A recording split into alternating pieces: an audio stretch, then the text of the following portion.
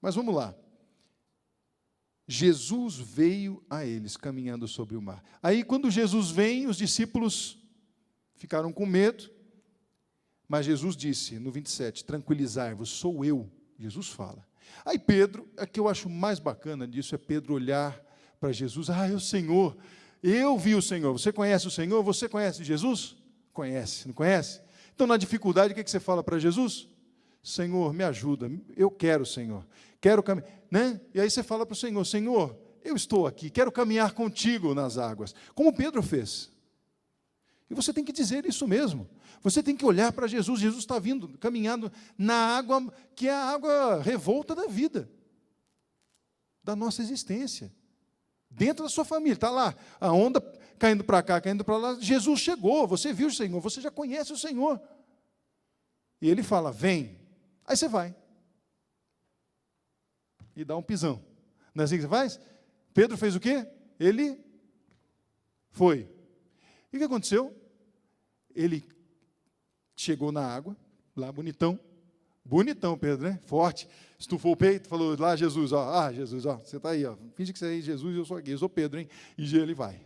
Quando ele dá outro passo, aí ele dá outro passo, o que a palavra fala? Vieram ondas ainda mais fortes ainda. Aí vem aquela doença que você não esperava. Aí vem aquela situação de morte que você não esperava. Dia 9 de janeiro, eu fiz 40 anos. Eu e meu irmão gêmeo, Márcio Pacheco. Aliás, beijo para você, Mar, te amo, viu? Meu irmão gêmeo, nós fizemos 40 anos. Nós estávamos lá comendo uma pizza, e um amigo nosso estava lá conosco. O pai estava adoentado. Na mesa, nós estávamos na mesa, ele recebeu a ligação do pai, da irmã, dizendo que o pai tinha acabado de falecer. Nós estávamos confraternizando os meus 40 anos, e esse meu amigo, feliz comigo ali, recebe a ligação que o pai faleceu.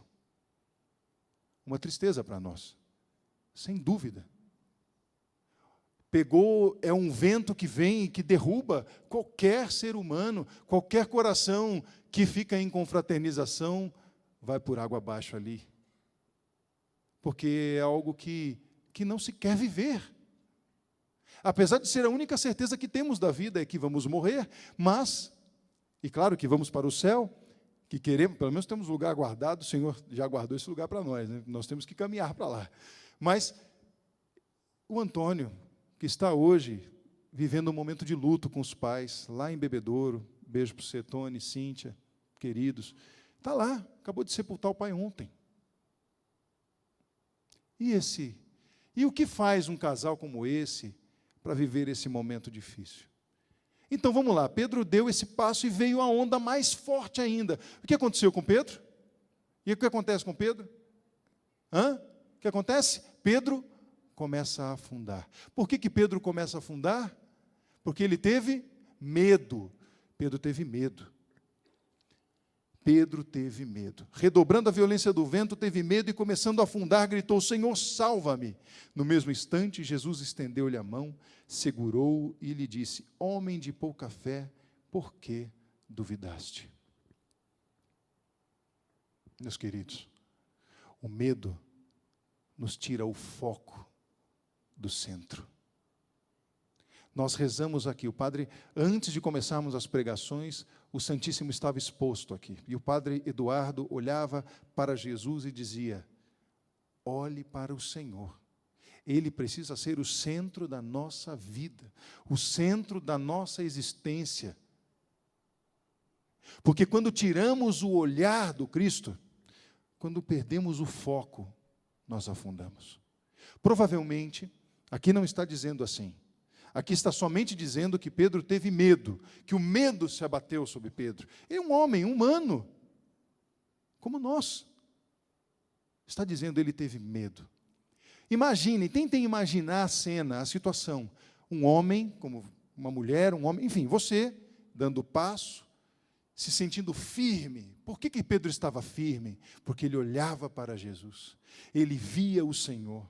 Ele estava olhando nos olhos, provavelmente olhava, Senhor, eu estou contigo. Quando veio a onda forte, o que aconteceu com Pedro? Medo. E o que ele fez? olhou para o lado, desfocou. Provavelmente ele olhou, ai meu, o que está acontecendo? E vai. Ele desfocou, parou de ver o centro, parou de colocar Jesus no centro. Por que os casamentos estão acabando? Por quê? Porque os pais, os filhos, os maridos, as esposas, não estão olhando para o centro. Por que brigamos tanto e pensamos em desistir? Na primeira dificuldade que aparece, porque não tem o Senhor no centro, porque eu estou no barco andando e quando eu decido fazer o primeiro passo, a onda vem e me joga para um lado, joga para o outro, e eu paro de olhar para Jesus. Paro de olhar para Jesus. Muito bonito isso. Pedro, quando ele... Essa passagem ela é muito interessante porque ela nos convida a dar um passo também. Não é para qualquer um, não. É preciso ter coragem. Principalmente ter coragem depois que você já reconhece o senhorio de Deus na sua vida. Porque é muito comum a gente achar também, e você que me acompanha pode pensar isso, tem gente que vai me dizer assim, Fred, sabe o que acontece? Depois que eu comecei a caminhar na igreja, a minha vida não ficou tão mais fácil como era antes. Não, é possível que não tenha ficado mais fácil. É possível que você tenha ainda dificuldades. Você já deve ter se questionado, aliás, pode estar se questionando agora, vivendo a dificuldade que só você conhece a tua dificuldade. Por exemplo, não é uma situação fácil. Você, mulher, que está vivendo a traição do seu marido, você já sabe, mas você quer resgatar o seu casamento. Você quer resgatar. Você olha para mim agora, é fácil você falar. Porque eu estou vivendo essa situação de dificuldade, eu não consigo viver, eu não quero mais viver essa dificuldade, eu quero que o Senhor cure ele lá, tire ele dessa situação e me devolva o meu marido.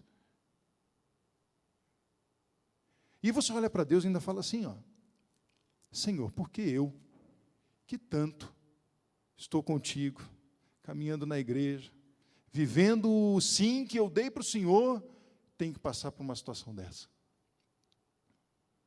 Quantos vocês conhecem que caminham na igreja e têm os filhos envolvidos em drogas?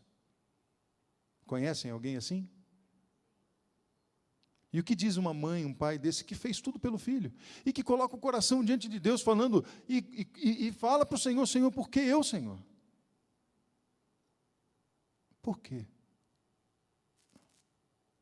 Por que tem que ser assim? Por que e aí eu vou parafrasear o meu amigo de banda, o Augusto, tem um testemunho muito bacana, muito bonito, aliás, está até no nosso Facebook, quem quiser entrar, ele falou sobre isso no último show que nós fizemos lá, na Canção Nova, no acampamento, e ele falou sobre isso também. É a pergunta que não quer calar. Por que os justos sofrem? Por quê? Porque é muito fácil, ele mesmo disse isso lá, às vezes a gente se olha e diz assim, puxa, se eu pensar naquela pessoa que é um malfeitor, um bandido, sei lá, um corrupto qualquer, se ele tem um problema, uma doença, ou seja, acontece alguma coisa de ruim com ele, a nossa natureza humana pode até pensar assim, puxa, mas ele está colhendo o que plantou. Seria natural a gente dizer isto. Natural, você pensar, puxa, ele está colhendo o que planta. Mas e o justo? E aquela criança? Que nasceu doentinha, está no hospital, hoje, agora. E o Miguelzinho, nosso querido anjo, filho do Cris e da Deise, que ficou 4 anos com a gente aqui. Nós perdemos ele no mês passado. E aí? Como é que os pais conseguem viver esta dificuldade? Este maremoto que passou por esta família. Sabe como que eles conseguem sobreviver? Unidos em oração. E ligados ao amor do Cristo que que consegue dar uma resposta que o nosso coração não pode dar, e que o mundo não pode dar. Hoje, eu ligando para o Antônio, que perdeu o pai, ou para o Cris e para a Deise, que perderam o Miguel, e que nós estávamos lá por um motivo de doença, uma situação complicada, desde o seu nascimento. Foi um anjo de Deus, enquanto esteve conosco, nos ensinou a viver.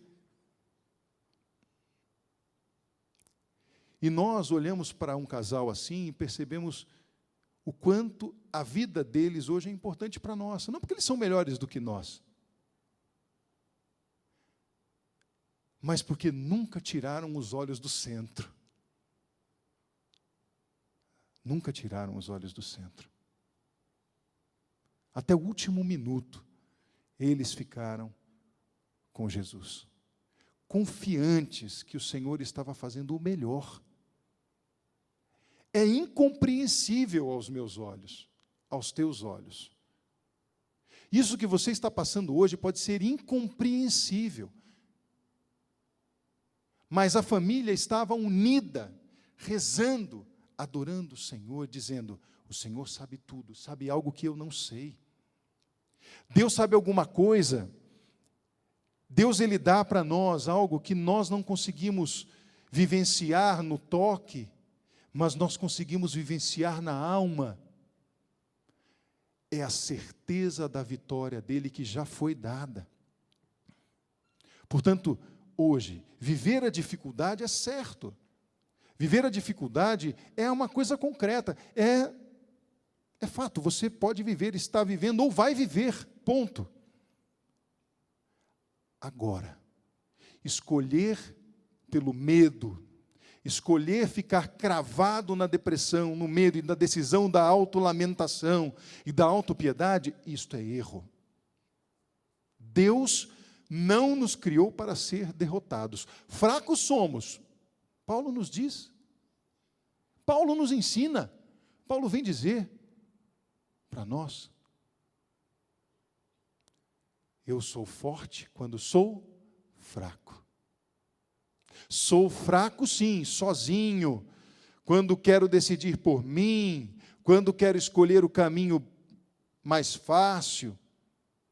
Agora, quando eu estou com Deus, na minha fraqueza, quando eu tiro tudo que é meu, quando eu escolho, como cantamos agora, tudo é do Pai, quando eu escolho me despojar de tudo que é a minha decisão, o meu, quando eu sou para o outro, quando eu escolho ser fraco sozinho e um com Deus, aí sou forte com Ele. Porque Ele é forte, porque Ele me faz forte. Então, estes que eu dei exemplos aqui,